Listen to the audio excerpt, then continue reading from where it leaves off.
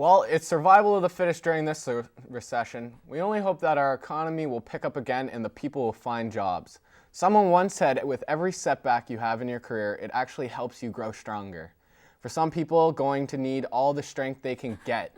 Well, even with the recession, Toronto still knows how to have a good time.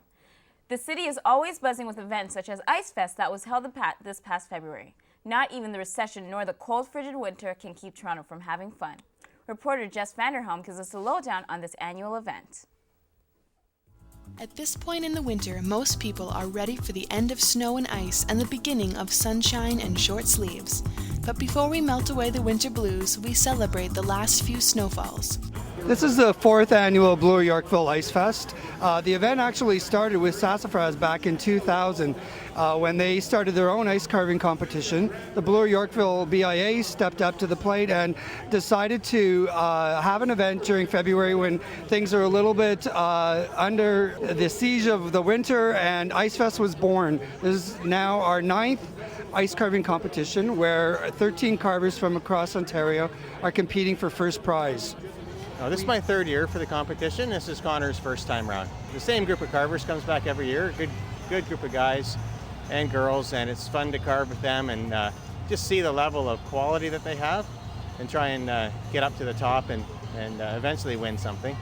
We have over $3,000 in cash prizes so that people can come and vote for their favorite ice sculpture and also be entered into a contest. It's just it's like working with crystal, you know.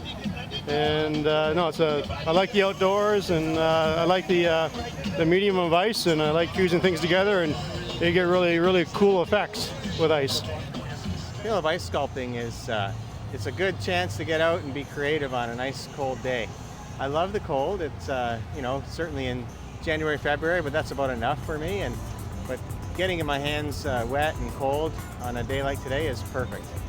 13 sculptures later, the Ice Fest Grand Prize goes to number 5, Buddha Fish by Tyler Hayes. Late in the afternoon, the carvings are already starting to melt, a sign that winter is finally coming to a close. Oh, just reminds me of how much I hate winter. Anyways, our next story is about a 12-year-old writer who started writing seriously when she was 6. When I was 12, my biggest goal was making the basketball team. But this 12-year-old, Justice Betty, has already attained so much. She's completed her first book, Justiceology, the study of common law, in grade 4. Justice recently published her second book, Lucy's Chocolatey Adventure. And we will be right back with Justice and her new book. But first, let's take a look at this quick video.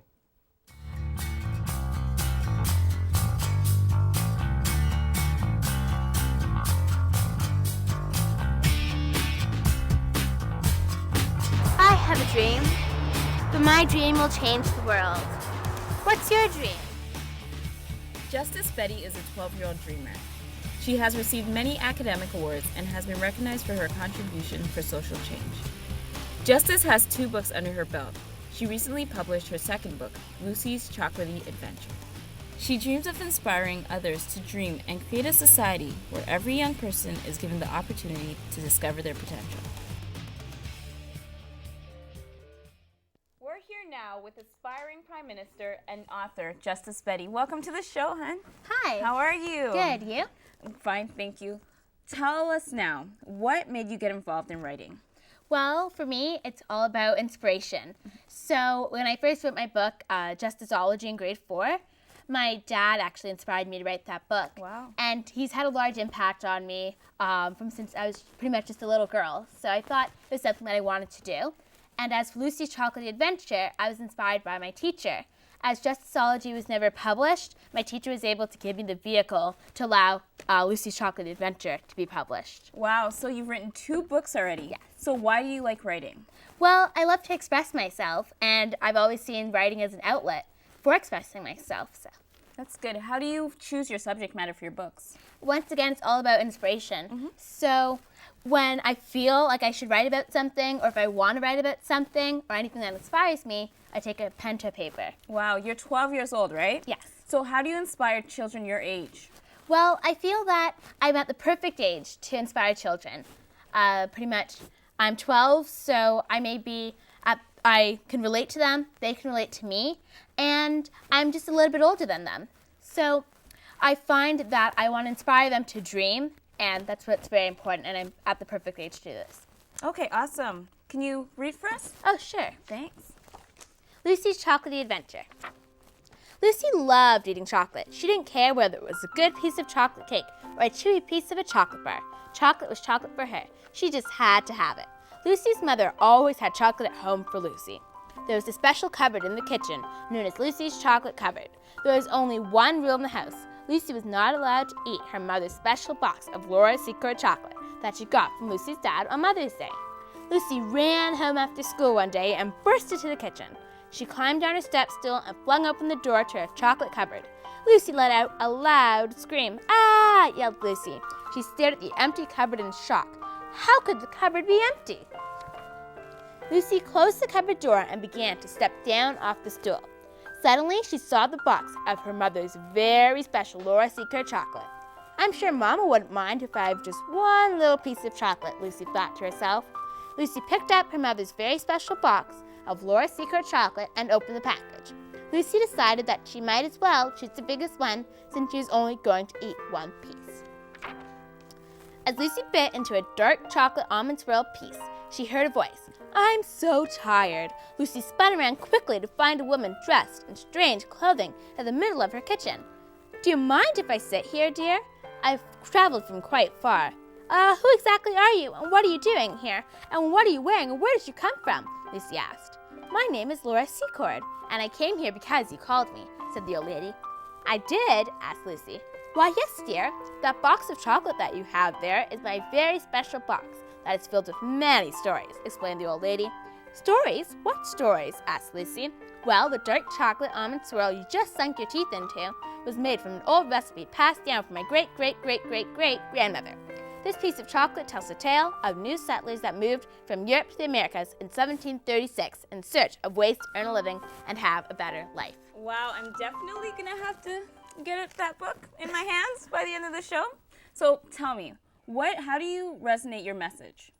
Well, I like to resonate my message through my writing. But pretty much my message that I would like to resonate with people is, well, after the election of President Barack Obama, I believe that the impossible is truly possible. So I would like people to realize that anything is possible. Wow, that's beautiful. You've had the chance to meet with Prime Minister.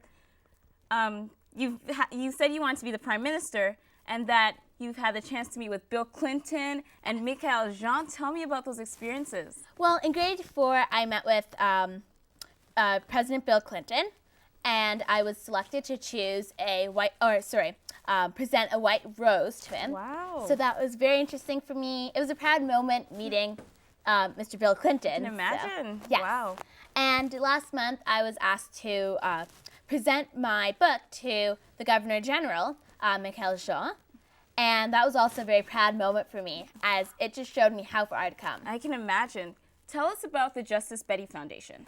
Well, the Justice Betty Foundation is all about inspiring children to dream. But not only this, but actually giving them the vehicle for the fulfillment of their dream. Such as if they want to become an amazing musician, the Justice Betty Foundation will be able to get them a scholarship or send them to a workshop. That's wonderful. That's really beautiful. Wow. Thank you.